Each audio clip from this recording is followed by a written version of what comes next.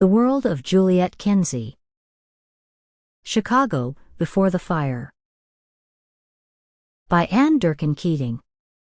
Published by the University of Chicago Press. Preface. Tracing Juliet. Audiobook. The Early Day in the Northwest has been in print since 1856, far longer than any other book on Chicago history. Author Juliet Augusta McGill Kinzie related her own experiences and those of her extended family when the Chicago region was still part of Indian country. Indeed, Audiobook is a Ho-Chunk word for dawn or early day.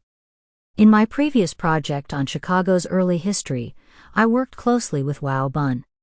While some historians have dismissed the work as romantic fiction, my research showed that much of it could be confirmed in historical records. Juliet was a credible source.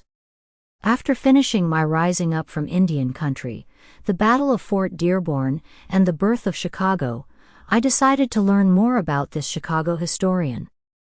I found that Juliet Kinzie led an interesting life going far beyond what she shared in Audiobook. Born in 1806 in Middletown, Connecticut, Juliet received an unusually strong education. In 1840 she married John H. Kinzie, a U.S. Indian agent in Wisconsin. Juliet was part of a small but critical cohort of Yankees who migrated into the former Northwest Territory. Settling at Chicago in 1834, the couple raised a family as the city grew from a few hundred residents to over 500,000. In the last decade of their lives, they endured the Civil War that split their family between North and South. I was intrigued by the idea of looking at early Chicago through the eyes of someone who witnessed Chicago's spectacular rise.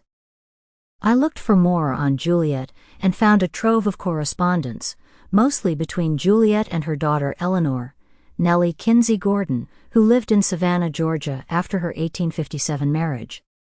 We have the letters because her daughter saved them, and also because her granddaughter, Juliet Gordon Lowe, founded the Girl Scouts of America. This serendipity meant that hundreds of these letters landed in archives, rather than being destroyed or lost to mold in a musty basement or attic. So large a cache of 19th-century correspondence is rare. Few people had the interest and skill to craft such letters, and even then it is extraordinary that they have been saved. It is particularly important that collections of letters by women survive, since their lives in 19th-century America remain largely undocumented. Kinzie's letters could provide insight into life in Chicago before the Great Chicago. Sample complete. Ready to continue?